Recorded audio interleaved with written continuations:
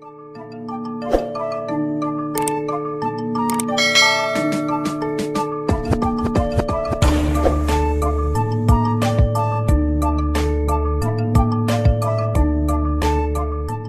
alas magis. Kulo diminta panitia untuk bikin judul. Terus judul kulo adalah keistimewaan mukjizat Al-Quran. Kersane akurat nih kulo betul kerpean. Jadi otoritatif. Karena kalau dalam pendapat ulama, kalau seorang mubalek atau seorang ulama atau siapa saja kok ngomong tanpa teks itu dia tersangka sebagai musyarrek. Musyarrek itu menandingi syariatnya Rasulullah SAW. Dengan pikiran-pikirannya, dengan jargon-jargonnya. Jadi itu masalah besar kalau dalam tradisi ulama, karena pikirannya tidak musalsal, tidak ada silsilahnya ila Rasulillah SAW. Makanya saya meskipun banyak orang percaya ngaji di mana-mana itu bawa kitab. Satu ya tadi niat ngerpek tadi supaya saya dulu masih ingat zaman di Sarang itu kalau tes itu banyak yang bawa kitab. Ketika ditanya, ini namanya ngerpek? Enggak Pak, mutolaah itu tanpa batas. Jadi mutolaah itu kapan saja. Yang agak kriminal itu kasus ujian nasional. Itu ada seorang guru SD. Ini kisah nyata, ingin membocorkan ujian apa? Nasional. Itu kan jelas kriminal itu. Si guru SD tadi berdalih gini, wong ujiannya mungkar nakir saja dibocorkan, apalagi ini ujian negara. Karena semua kiai itu kan mengajari kita marrobuka waman nabi, itu kan mengecewakan mungkar nakir, artinya kan membocorkan ujian. Singkat cerita kiai tadi itu, guru tadi, kalau nggak percaya tanya Gus Bah. Akhirnya rombongan guru SD tanya ke saya, apa betul Gus ujian boleh dibocorkan? Analoginya kiai-kiai bocorkan ujiannya siapa? Mungkar nakir. Karena saya ya NKRI harga mati, saya bilang tertawa-tawa. Kalau saya jawab gak kriminal dimarahin polisi. Kalau saya jawab kriminal, analoginya dengan mungkar nakir memang yang membocorkan itu apa? Gak usah diteruskan, kalau saya bilang boleh nanti jadi kriminal. Dan agama ini adalah analogi. Analogi itu kias. Sehingga saya di sini insya Allah serius sekali membawa makalah mukjizatnya Quran. Kenapa demikian? Memang saya merasakan dan semua yang hadir di sini pasti merasakan bahwa mukjizatnya Quran itu luar biasa. Sehingga kita satu-satunya umat yang enggak ditunggui Rasul, tapi kualitas iman kita insya Allah menyamai periode-periode sahabatnya Rasulullah SAW. Tapi syaratnya tadi ya, dengan pikiran yang sama, dengan teks yang sama, dengan rasa yang sama, dengan kejiwaan yang sama. Caranya gimana supaya sama? Kita harus terus membaca teks. Teks itu mengingatkan kita. Misalnya begini, yang dikatakan mukjizat itu kan sesuatu dahsyat yang dalam nalar manusia itu enggak mungkin terjadi. Misalnya ontanya Nabi Soleh keluar dari batu besar, itu kan satu peristiwa yang akal manusia tidak sampai. Begitu juga tongkatnya Nabi Musa membelah Laut Merah, yang akal manusia itu tidak sampai. Tapi pikiran itu menurut mazhab kita yang waras ini, saya ulang lagi, kita yang waras itu pikiran kriminal, itu salah. Saya ulang lagi ya, kita semua kan umatnya Rasulullah SAW. Semoga benar-benar umatnya Nabi, bukan Islam yang kumat. Karena orang Islam itu pilihannya hanya dua, kalau nggak bersatu semat Islam ya Islam yang kumat. Kumat itu agak gitu, namanya kumat dalam bahasa Jawa. Begini, saya ulang lagi ya. Yang dikatakan mukjizat itu amrun khariqun lil adat, sesuatu yang luar biasa. Kemudian dalam tanda kutip yang manusia itu tidak mampu, sehingga itu dikatakan mukjizat. Seperti tongkatnya Nabi Musa dan untanya Nabi Nuh yang keluar dari batu apa? Besar. Kalau kalian ingin jadi wali, pikiran seperti itu tidak akan jadi wali. Gagal itu di KPU gagal. Itu. Jadi nggak usah sampai MK, di KPU sudah gagal. Kenapa demikian? Pertanyaannya begini. Memangnya sesuatu yang wajar kita lihat keseharian itu dalam kemampuan manusia? Saya ulang lagi. Memangnya sesuatu yang biasa saja, yang normal saja itu dalam kemampuan Manusia enggak juga kan? Manusia bisa enggak bikin unta? Yang wajar saja, yang lewat indukan. Bisa enggak? Enggak kan? Manusia bisa bikin laut enggak? Enggak kan? Jadi kalau mukjizat itu dengan definisi sesuatu yang manusia tidak mampu, memangnya keseharian alam ini manusia mampu? Enggak juga kan? Nah, karena agama Islam dengan logika itu, Rasulullah SAW menolak mukjizat yang seperti itu. Ya, menolak mukjizat yang seperti itu. Makanya saya bilang pikiran pertama tadi itu kriminal, karena itu ditolak oleh Rasulullah SAW. Karena ya itu tadi, kalau itu dituruti, lama-lama kita tidak tahu kedahsyatan ciptaan Allah keseharian. Makanya ketika Rasulullah diminta laula utiya mislama utiya Musa, ya Muhammad itu punya mukjizat kayak tongkat Nabi Musa. Kasolihin Nuh, kasolihi soleh. Apa karena koti apa? Soleh. Sebagaimana untanya Nabi Soleh. Apa jawabnya Allah? Wa ma min dabatin fil ardi wala ta'iri yatiru bi janahihi illa umamun amsalun. Sebagian dijawab inna fi khalqis samawati wal ardi wa ikhtilafil laili wan nahar sampai saat terusnya wa tasrifir riyah saat terusnya la ayatil liqaumi yaqilun. Karena logika yang terbangun begini. Dan ini saya ulang lagi, ini syarat utama jadi wali. Ini masih satu poin. Nanti ACC-nya nunggu ketua-ketuanya. Tapi kamu jangan bayangkan wali itu kayak Sunan Kudus tunda. Jadi kalau kamu jadi wali itu maknanya kullu mukminin waliyullah itu diikhyakan banyak. Setiap mukmin itu walinya Allah. Tapi maknanya gini, waliyullahi wong sing disakeni Allah itu. Jadi enggak usah dimaknani kekasih Allah. Ya. Jadi karena dalam bahasa Arab itu waliyul yatim adalah orang yang kasihan sama anak yatim sehingga diurus segala keperluannya. Perempuan yang perawan punya bapak namanya apa? Wali, artinya si bapak sayang sama putrinya disebut apa? Wali. Jadi nanti kalau kamu jadi wali dengan makna yang tadi kullu mukminin waliyullah. Setiap mukmin adalah orang yang dikasihani Allah. Dan insya Allah semua kita masuk, paham ya? Ya, enggak wali songo itu baru maknanya waliyullah sing disayang Allah. Kayaknya kita belum daftar yang ke situ nanti itu. Ada urutannya. Saya ulang lagi ya. Kalau kita mengakui kudrohnya Allah nunggu mukjizat, yaitu nunggu tongkatnya Nabi Musa membelah Laut Merah, nunggu ada unta keluar dari batu. Maka itu kecelakaan besar dalam tauhid, kecelakaan besar dalam kesaksian kudratullah. Kenapa? Karena alam yang kita lihat keseharian juga tidak dalam kemampuan kita. Apa? Alam yang kita lihat keseharian juga tidak dalam kemampuan kita. Misalnya begini, kalau kamu melihat nyamuk, itu pertama Quran turun tentang nyamuk, itu orang munafik komentar, wah Tuhannya Muhammad kurangan stok, sampai contoh saja hanya seekor nyamuk. Tapi apa kata Allah? Inna woha la yastahi ayyadriba masalam ma ba'udatan fama fawqa. Nyamuk itu bukan sekedar kecilnya. Tidak usah kamu bikin nyamuk yang ada nyawanya, itu terlalu sulit. Sampai semua tak suruh bikin patungnya nyamuk. Gampang mana bikin patung nyamuk sama gajah? Tidak usah dikasih nyawa. Terus cari tatahnya itu dari mana, orang Jepara pun tidak akan bisa. Belum nanti bentuk alat kelaminnya, belum nanti uratnya alat kelamin, belum nanti punya jantung, jantung punya urat, jantungnya nyamuk juga punya kuman, kumannya juga punya organ tubuh, organ tubuhnya punya urat. Apa itu tidak lebih dahsyat ketimbang tontonan mukjizat yang diperagakan para nabi-nabi sebelum Rasulullah Shallallahu Alaihi Wasallam? Maka sebetulnya ketika Quran saya katakan mukjizat ila yaumil qiyamah adalah pertunjukan Allah bikin nyamuk. Innallaha la yastahi ayyadriba masalam ma ba'ud. Itu bagi orang alim percontohan nyamuk itu lebih dahsyat ketimbang percontohan mukjizat Nabi Musa membelah Laut Merah. Juga lebih dahsyat ketimbang pertunjukan Nabi Soleh ketika mengeluarkan unta dari apa? Batu. Dong, jelas nih. Maka umat Rasulullah, terutama ulamanya harus ngomong seperti ini terus. Dengan cerita seperti ini, maka Quran jauh lebih dahsyat. Makanya mukjizatnya Quran tanpa apa? Batas. Jelas ya? Makanya kita harus bertobat secara masif.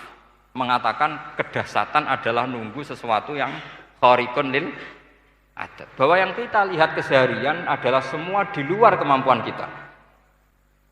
Lah kita ini kan keliru, yaitu tadi, wah onta keluar dari apa? Batu. Laut Merah terbelah, ini dahsyat, manusia tidak akan mampu. Memangnya manusia pernah mampu bikin laut?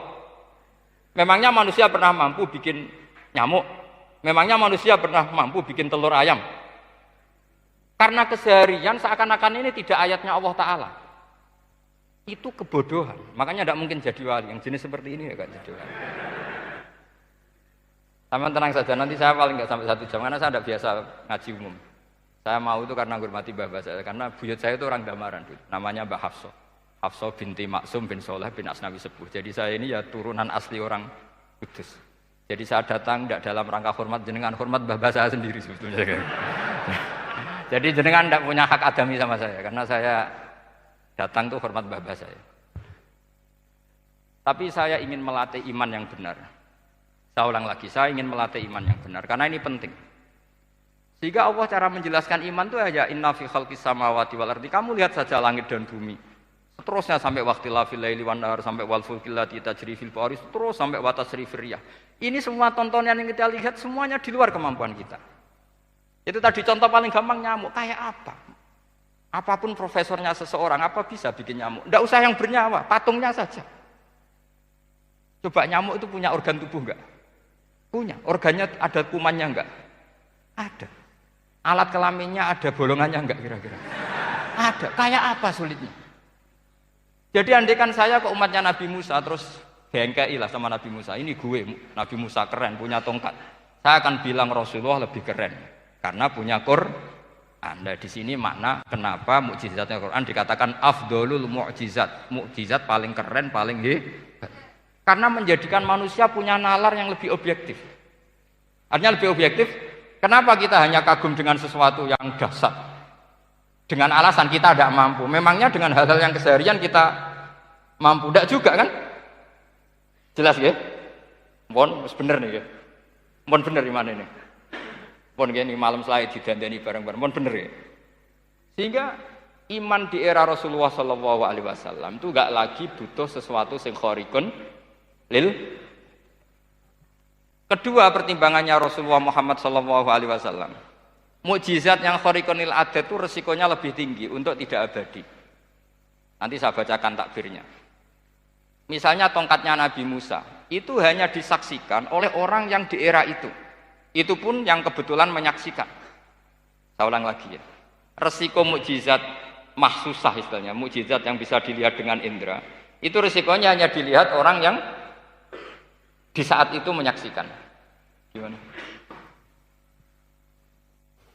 Ini prosedur. Gaul nih. Ngangge peci, mboten. Terus gimana? Oke. Saya teruskan lagi ya. Niki mau normal nih. Mboten kebanteran nih. Mboten kebanteran nih. Saya ulang lagi ya. Jadi yang dikatakan mukjizat itu seringnya kan dikasih definisi satu pertunjukan yang di luar kemampuan manusia. Sehingga tongkat Nabi Musa membelah Laut Merah disebut apa? Mukjizat. Ontanya Nabi Soleh keluar dari batu disebut apa? Terus lucunya disebut alasannya karena manusia tidak mampu. Memangnya manusia mampu bikin onta normal yang lewat indukan? Mampu enggak? Enggak. Artinya umatnya Rasulullah lebih sering melihat kekuatan Allah Subhanahu wa ta'ala kulla waqtin wa hinin, setiap saat. Karena cara berpikir sudah dibenahi Al-Qur'anul Karim. Paham ya? Maka untuk jadi wali umatnya Nabi itu lebih mungkin karena melihat kedahsyatan Allah setiap saat. Tidak usah nunggu sesuatu yang super kayak apa? Kan filakil bahri, sebagaimana laut terbelah oleh tongkatnya Nabi siapa? Musa. Terus ketiga, kalau logika mukjizat gini itu terus menerus seperti yang dialami Nabi Musa, resikonya adalah umat selalu menuntut hal yang aneh-aneh dan melupakan hal yang pokok. Itu lebih bahaya lagi. Misalnya begini contoh gampang. Kita ini hidup di bumi setelah sampean belajar ilmu falak atau astronomi atau belajar geologi.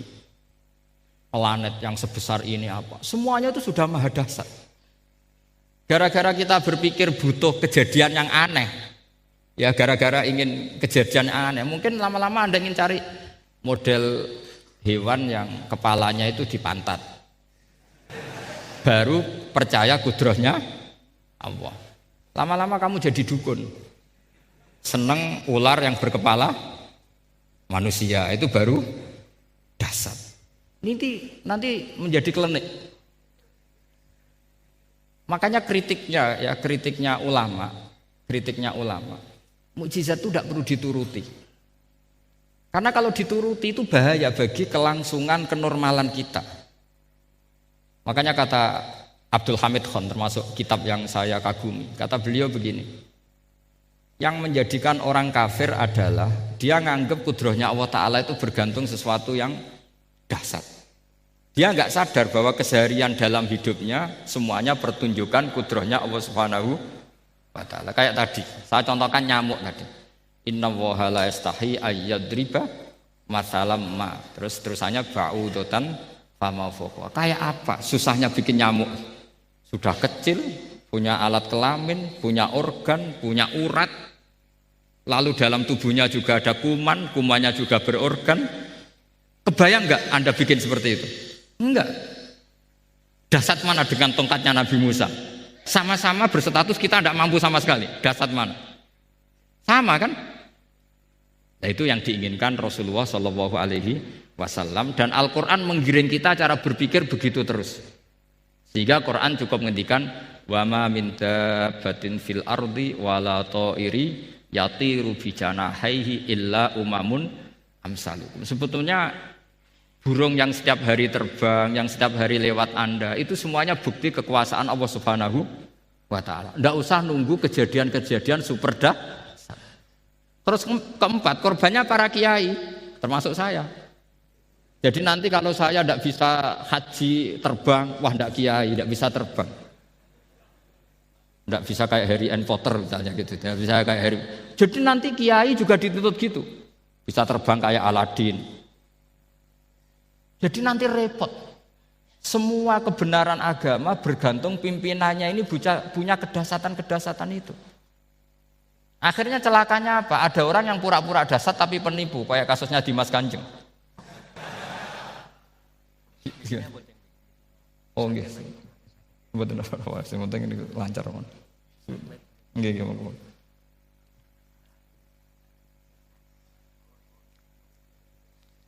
Jadi makanya nanti itu saya akan memberi penjelasan tentang apa? Mukjizatnya Al-Quran, kenapa disebut mukjizat paling apa? Dahsyat. Ini saya bacakan tag pokoknya ya, supaya sampean tahu. Ini tabaruk sama Imam Bukhari ya. Redaksi yang diriwayatkan Imam Bukhari, qala Nabi sallallahu alaihi wasallam, ini ikut kitab Fadhailil Quran. Ma minal anbiya'i nabiyyun illa u'tiya minal ayat ma misluhu amana alaihil bashar wa inna ma kana alladhi utituhu wahyan awhahu wa ilayya fa arju an akuna aktsarahum tabi'an yaumal qiyamah. Jadi semua nabi punya mukjizat, yang lewat mukjizat itu orang dipaksa iman karena dahsyat tadi. Saking dahsyatnya terus cocok tidak cocok itu percaya. Tapi kata Rasulullah, mukjizat saya itu berupa wahyu, yaitu Al-Quran.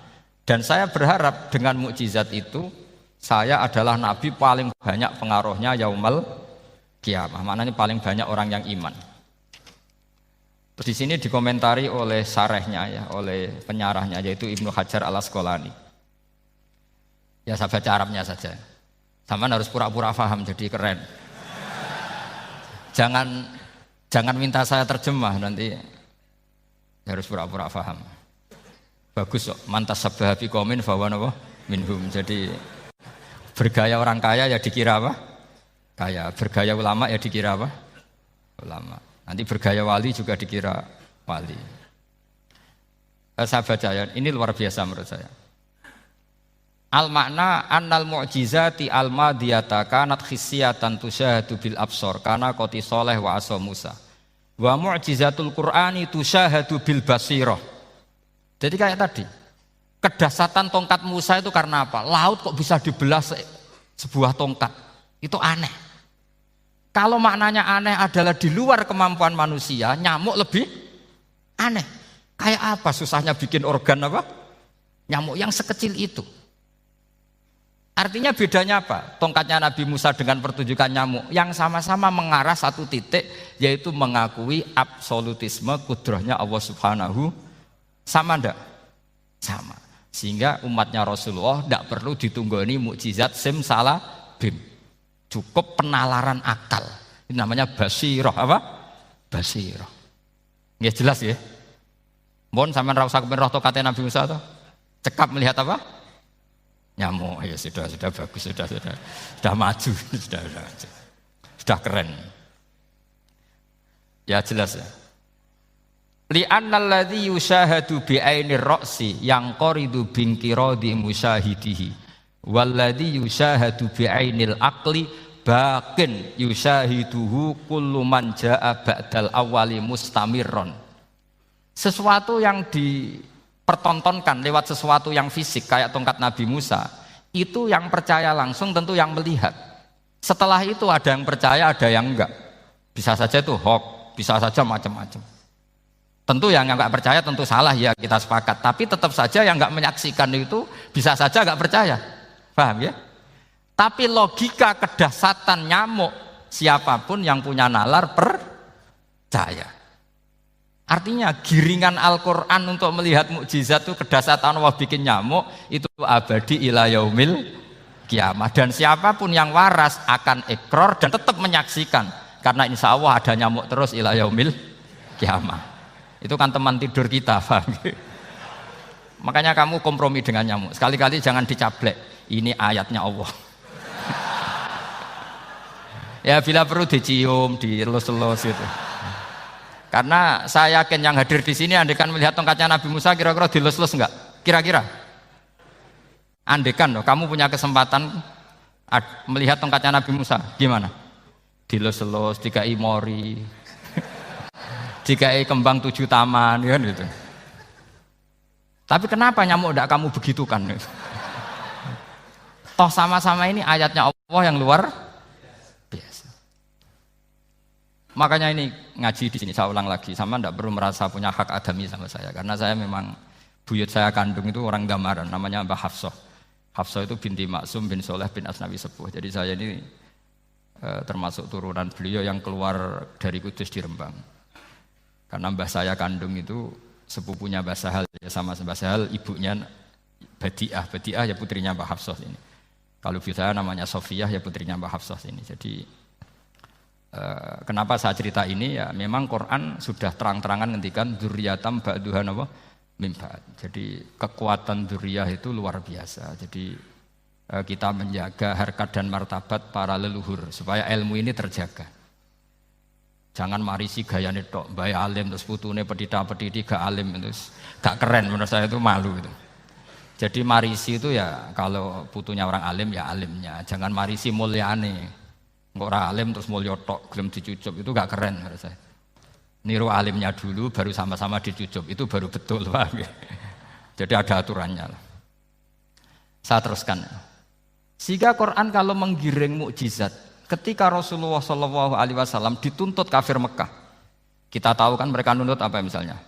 Lan nu'mina laka hatta tafjura lana minal ardi napa yam bu'a au takuna laka jannatum min nakhili wa inabin fatufajjiral anharu khilalaha napa tafsira au tusqitas samaa kama zamta alaina kisafan au ta'tiya billahi wal malaikati qabila au yakuna laka baitum min zuhrufin au tarqa sama. Masih mereka bilang gini, walan nu'mina liruqiyika hatta tunzila alaina kitaban naqra'u. Mereka nuntut tuh, Muhammad saya percaya kamu Rasul, tapi syaratnya Mekah yang tandus sulap, jadi kota yang subur makmur, menjadi jannat subur makmur. Atau begini saja Muhammad, kalau kamu gelo sama saya mangkel karena kita ada iman, turunkan saja azab, kisafah minas sama, turunkan saja azab. Atau begini Muhammad, kamu kan bilang utusan Allah, kamu datang saja bersama Allah digandeng gitu. Digandeng, terus sama Allah diangkat tangan kamu, dimaklumatkan kalau kamu Rasulnya. Au ta'tiya billahi wal malaikati qabila. Karena mereka dengan logika yang salah. Yang dikatakan mukjizat itu sesuatu yang seperti itu. Artinya kalau kamu berpikir mukjizat yang seperti itu, berarti Anda turunan kafir Quraisy. Anda turunan apa? Kafir Quraisy. Maka enggak boleh berpikir mukjizat seperti itu. Nyatanya Allah cukup menjawab dengan ayat wa ma min dabbatin fil ardi wala ta'iri yatiru bi janahihi illa umamun amsalukum. Dijawab lagi inna fi khalqis samawati wal ardi wa ikhtilafil laili wan nahar wal fulkil lati tajri fil bahr sak teruse la ayatil liqaumi yakin. Semudah itu kita iman kedahsyatan kudrahnya Allah. Cukup melihat kerbau. Kok bisa ya jaga populasinya? Padahal tidak pernah dia seminar cara jaga populasi. Nyatanya tetap terjaga.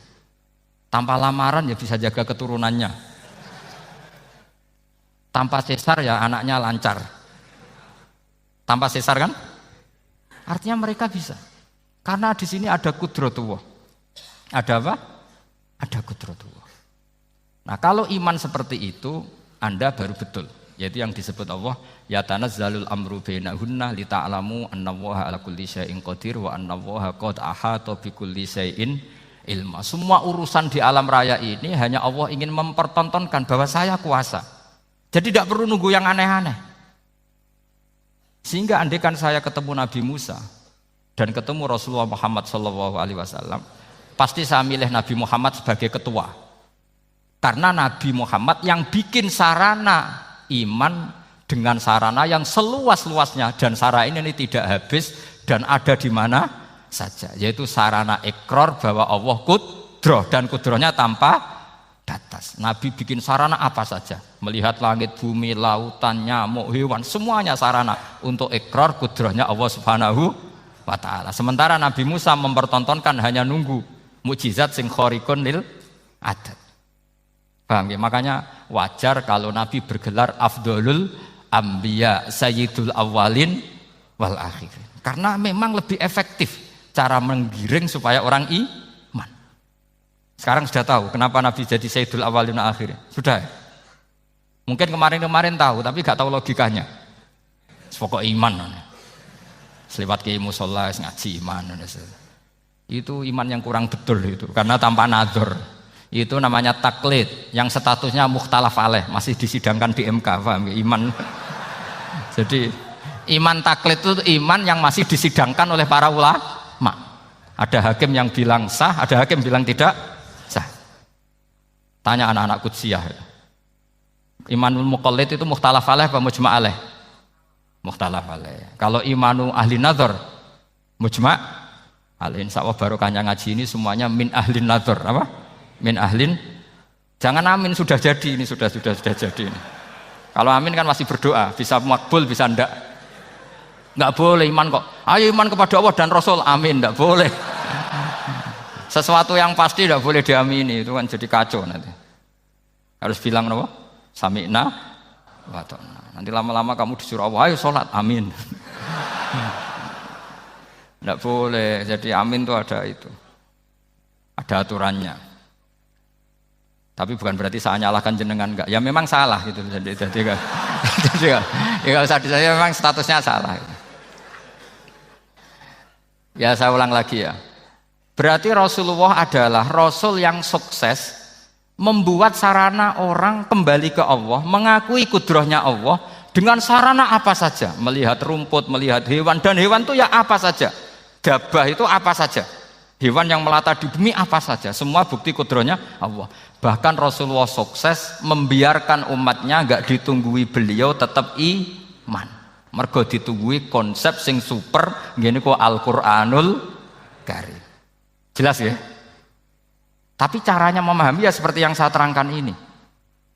Ya saya baca lagi ya yang jadi annal mu'jizati pakai jama' mu'annas salim, annal mu'jizati al-madiyata, mukjizat-mukjizat yang sudah kelewat itu kanat khisiatan, bersifat fisik, tusyahadu bil absor, hanya bisa dilihat dengan mata kepala, karena qoti soleh wa asa Musa, wa mu'jizatul Qur'ani tusyahadu bil basirah. Sementara mukjizatnya Quran disaksikan dengan mata hati, dan setiap orang punya mata hati. Fayakunu man yattabi'uhu li ajliha aksar. Li annal ladzi yusyahadu bi ainir ra'si yang qaridu bin qiradi musyahidihi. Walladzi yusyahadu bi ainil aqli baqin yusyahiduhu kullu man jaa ba'dal awal mustamirron. Sesuatu yang dilihat dengan mata kepala Setelah para saksi ini meninggal, maka setelahnya mencari-cari, bisa percaya, bisa enggak.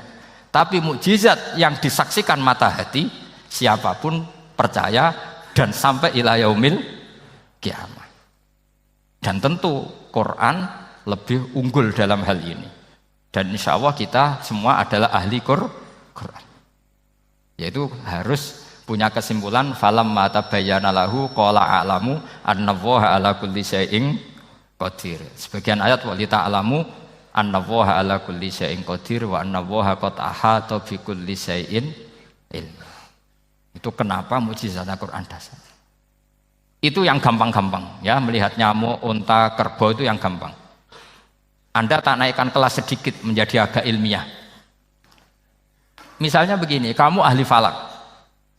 Misalnya kamu ahli falak. Misalnya kayak Batu Rehan ya. Itu pasti tahu kalau matahari dan rembulan dibikin Allah itu asyamsu wal qamaru bi husban. Bahwa matahari dan rembulan dibikin ini untuk hisab. Walladzi ja'ala syamsa diya'a wal qamara nuran wa qaddarahu manazila li ta'lamu 'adadas sinina wal hisab. Sehingga ketika ternyata betul Samsiyah bisa dihitung menjadi tahun Samsiyah yang oleh bahasa milenial disebut Masihiyah. Sayyidina Umar agak tersinggung. Sebetulnya yang namanya hisab itu tidak ada hubungannya dengan Masehi dan Hijriyah, itu tidak ada. Semua berdasar matahari atau apa? Rembulan. Lah sialnya yang Samsiyah ini oleh bahasa internasional disebut apa? Masihiyah. Makanya Sayyidina Umar marah terus bilang ya sudah kalau gitu Qamariyah bikin apa? Hijriyah. Jadi itu sebenarnya nama politik. Sebetulnya kalau objektif yang jadi ukuran ya Samsiyah sama Qamariyah. Berhubung ini sudah diambil tetangga partai sebelah, akhirnya ya kira-kira gitu loh. Jadi kira-kira seperti itu. Akhirnya kita namanya apa? Hijriyah, apa Samsiyah sama apa? Hijriyah. Sebetulnya yang asli ya Samsiyah, Qamariyah. Tapi nggak apa-apa lah. Dunia itu mesti ada politiknya. Lah yang repot orang-orang fanatik hukum pakai bahasa nasional, itu repot. Jadi misalnya kematian Yesus Kristus, itu mesti Batu Rehan kan nggak percaya. Akhirnya ditambahi kematian Sibeh. Karena kalau bilang iya kan percaya. Makanya ditambahi apa? Sibeh. Karena menurut orang Islam berkeyakinan Nabi Isa itu nggak terbunuh, maka ditambahi apa? Sibeh. Saya dulu pernah usul, karena beliau itu kalau manggil bahasa itu bude, jadi saya pernah sowan usul. Mbak ditulis gini saja, Mbak. Kematian Yesus dalam kurung katanya. Tapi mungkin terlalu vulgar ya, jadi akhirnya dibikin apa? Sibeh ya? Di kalender Kudus kan apa? Sibeh ya, ditambahi Sibeh. Ya nggak apa-apa lah, yang penting keyakinannya masih benar gitu. Jadi masih benar. Kalau usulan saya terlalu ekstrim, masa dikasih apa? Katanya. Ya karena memang begitu kan, kita berkeyakinan Nabi Isa itu gak terbunuh. Wa ma qataluhu wa ma sholabuhu walakin syubbihalahu. Jadi ini saya teruskan, ini paling masih seperempat jam ini. Kalau kelamaan sampai dolim itu ganggu kiai lama-lama gitu. Saya tadi sudah bilang sama panitia, orang Indonesia itu gak sopan. Kalau suka kiai itu didatangkan, itu agak masalah sebetulnya. Dalam etika itu masalah. Kalau seneng kiai ya sowan ngaji, jangan sowan di dalam, itu ganggu ya, sowan ngaji saja. Dulu Imam Malik itu anaknya raja itu, Imam Malik itu seangkatan dengan Harun Ar-Rasyid. Makanya jangan berharap kalau saya gampang diundang. Bukan karena saya sombong, memang etikanya seperti itu. Jadi Imam Malik diminta datang ke istana untuk ngajar anak-anaknya Harun apa? Ar-Rasyid. Masyhur Imam Malik tersinggung terus kata bilang, al ilmu yu'ta la ya'ti. Ilmu itu disowani bukan sowan. Akhirnya Harun Ar-Rasyid minta anak-anaknya datang ngaji ke Imam Malik. Itu anak presiden. Imam Malik berani, al ilmu yu'ta la ya'ti. Tapi kalian beruntung karena saya hormat sama mbah-mbah saya di sini. Wong makom buyut saya itu ya berarti apa ya? Selatannya makamnya Sayyid Ja'far Shadiq itu di situ kan ada makamnya Mbah Soleh, Mbah Maksum, itu mbah-mbah saya. Makanya dulu saya ngaji di sini lama di Damaran itu. Maksudnya lama itu ya mungkin setahun. Karena saya memang mulai kecil di Sarang, sampai sekarang saya masih ngajar di Sarang. Tapi dulu cukup ya, karena saya kesini sudah hafal Quran, jadi hanya setor setiap hari satu juz, jadi cepat lah. Saya tidak punya masalah ingatan, alhamdulillah, jadi cepat hafal. Saya terangkan lagi ya, ini penting ya, masalah mukjizatnya Quran. Selama ini orang tuh mau bilang tok, mukjizatnya Quran itu dahsyat, tapi nggak bisa menerangkan. Itu masalah. Makanya kita harus bisa menerangkan mukjizatnya Al-Quran dahsyat itu apanya. Yaitu tadi, tongkatnya Nabi Musa hanya disaksikan oleh orang yang di era itu. Toh tujuannya mukjizat adalah diakui kemudian orang menjadi iman. Lalu Rasulullah SAW beliau sudah intaqala ila rafiqil a'la. Tapi konsepnya Quran menjadikan orang yang nggak ditunggui beliau tetap iman ila yaumil kiamah. Itu yang maksud fa'arju an aku na aktsarahum tabi'an yaumal kiamah. Mukjizat saya itu cukup Quran kata Nabi, dan dengan mukjizat itu orang akan iman ila yaumil kiamah. Caranya seperti ini. Karena tadi sedahsyat-dahsyatnya mukjizat tujuan utama orang terdikte supaya ikrar ngakui kudrohnya Allah. Lah ngono kok ngenteni tongkat sakti lah opo? Cukup deloknya mau. Paham nggih? Jelas ya? Alhamdulillah mau naik kelas ini sudah benar ini sudah benar. Terus kedua begini, kedahsyatan Quran lagi. Quran itu bisa merunut, mentartibkan logika. Bahkan logika ini logika yang universal. Siapa saja merasakan logika itu. Misalnya begini. Dulu orang kafir itu punya Tuhan banyak. Tentu yang dipertuhankan ya mana? Yang dipertuhankan itu banyak. Karena pikiran mereka urusan banyak, problem banyak, ya Tuhannya harus banyak. Ada BPKB 3D kan, istri cerewet, macam-macam lah itu kan. Problemnya banyak, maka Tuhannya harus banyak. Karena Tuhan itu maknanya penyelesai masalah. Sehingga kalau masalahnya banyak, Tuhan harus banyak. Ketika Rasulullah membawa konsep satu Tuhan, mereka janggal. Makanya mereka bilang, aja'alal alihata ilaha wahida inna hadza lasyai'un ujab. Masa Tuhan satu? Ini aneh, nggak bisa. Tuhan harus banyak, karena masalah kita banyak.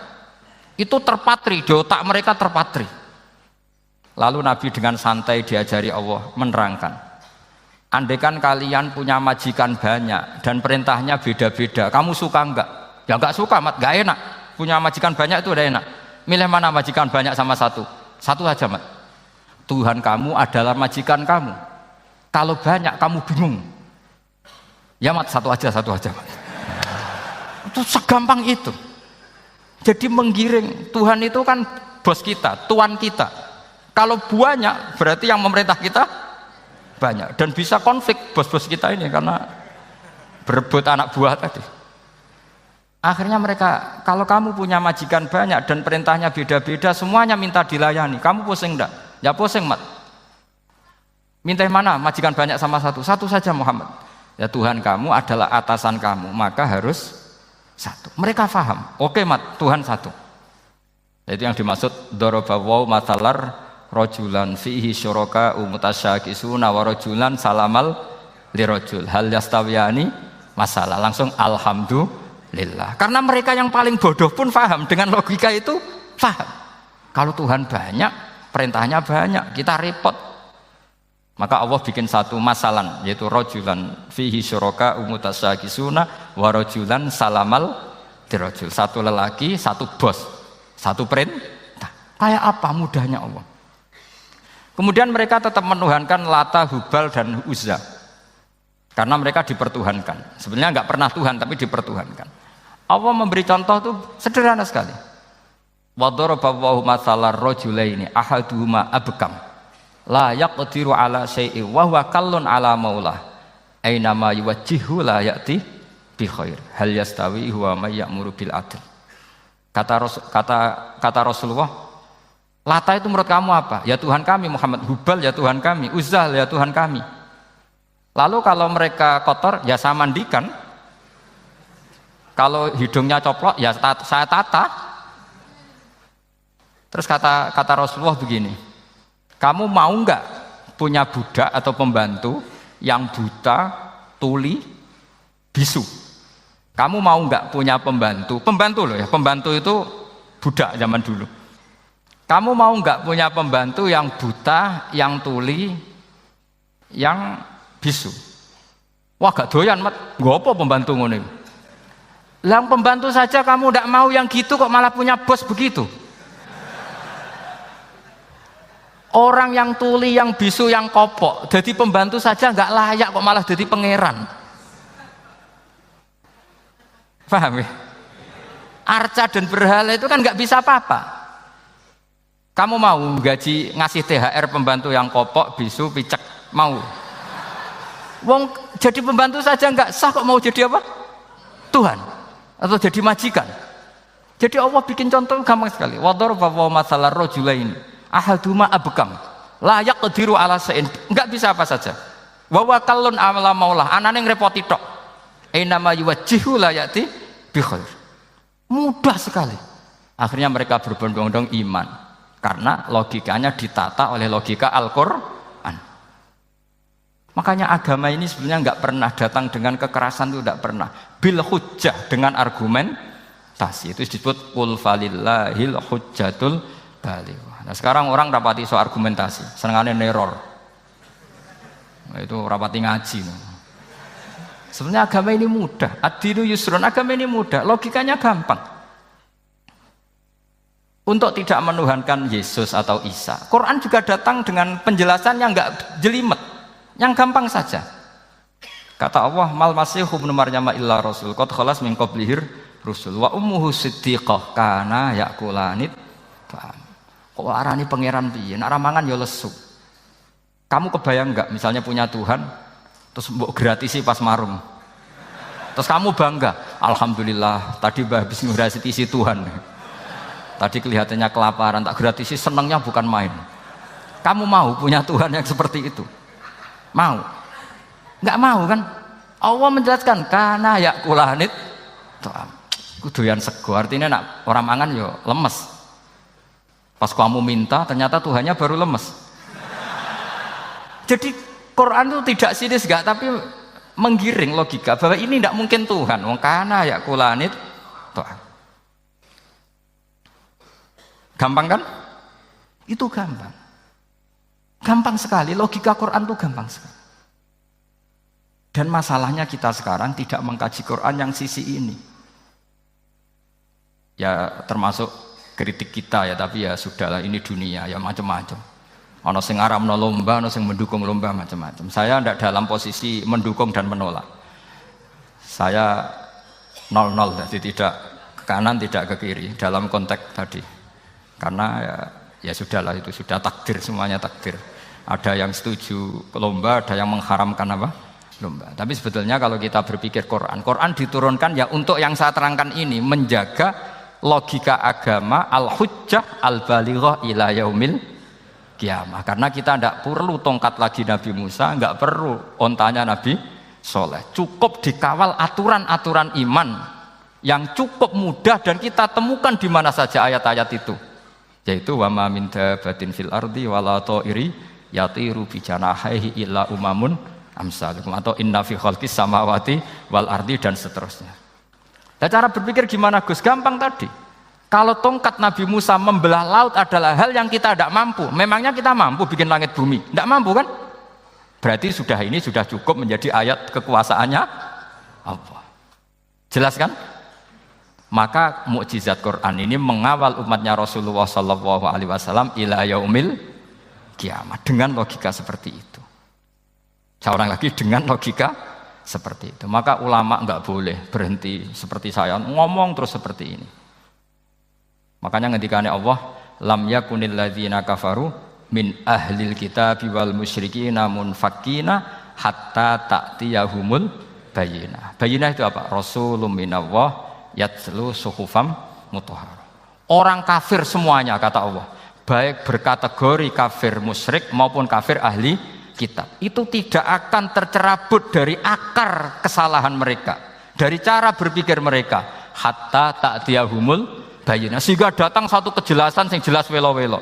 Itu apa? Rasulun minallah yatslu suhufam mutahhar, yaitu rasulnya Allah yang membaca sahifah-sahifah suci, manane Al-Qur'an. Untuk menafikan ketuhanan berhala, ketuhanan Yesus kita cukup dengan konsep Quran. Kayak tadi kana yakulanit, termasuk untuk menafikan Tuhan balita, paham ya? Tuhan apa? Fir'aun. Ini contoh terakhir, sampean siap-siap saja selesai. Karena saya memang mau selesai ini, bukan guyon, memang mau selesai. Karena menurut saya mukjizatnya Quran itu jelas. Jadi diterangkan seperempat jam ya jelas, 10 menit ya jelas. Kalau kamu butuh lama, berarti kamu menyangsikan kejelasan Al-Quran. Dan itu kriminal besar itu. Kalau nggak boleh dibahasakan murtad besar ya kriminal apa besar. Nggak, ini nggak guyon, betul itu. Saya tadi mau nyontohkan apa tadi?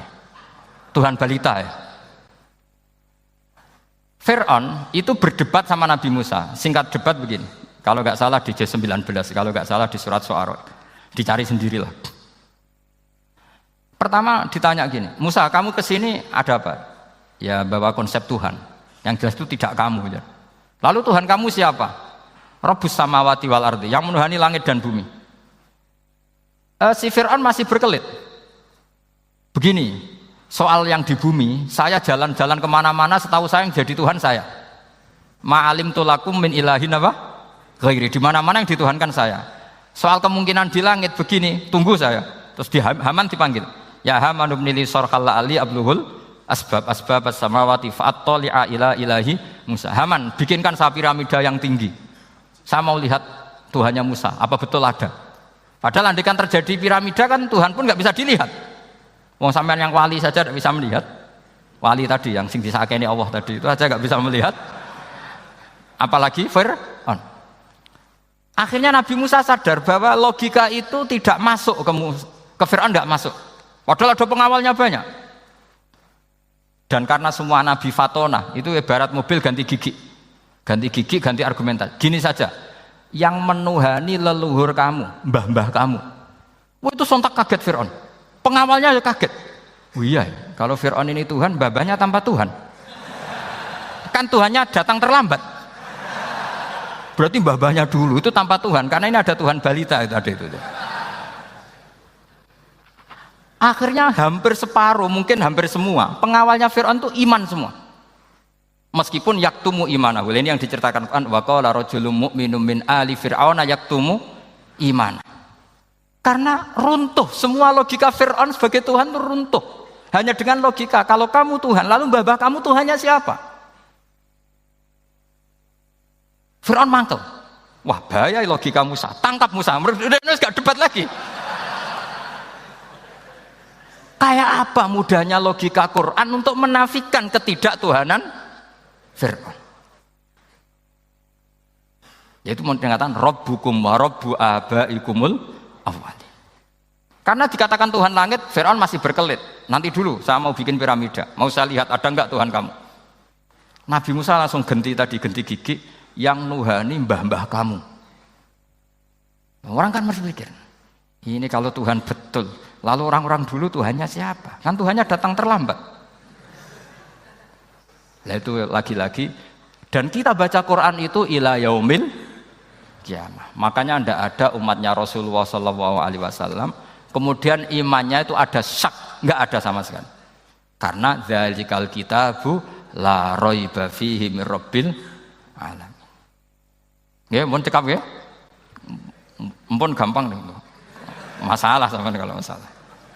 Jadi karena kebenaran Quran itu adhar wa adhar, sangat jelas. Sehingga nggak perlu butuh orasinya saya. Sebenarnya nggak perlu.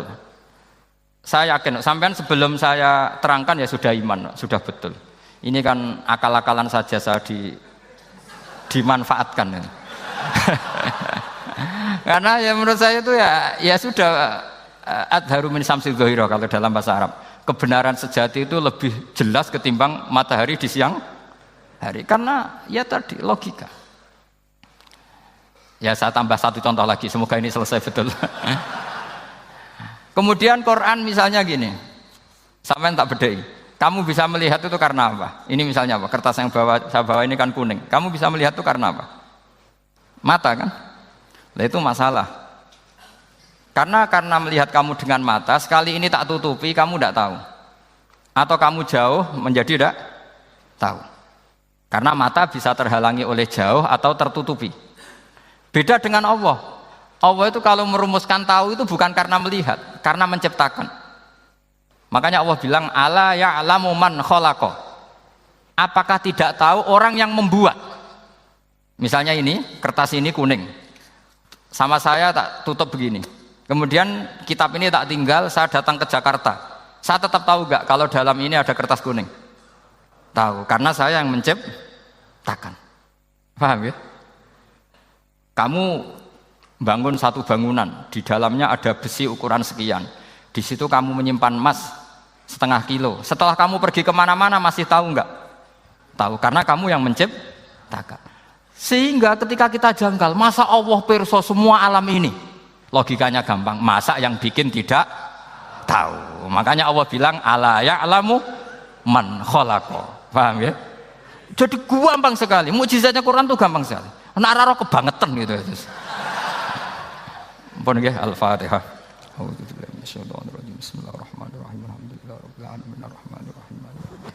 Iyyaka na'budu wa iyyaka nasta'in. Ihdinas siratal mustaqim. Shiratal ladzina an'amta 'alaihim ghairil maghdubi 'alaihim waladdallin.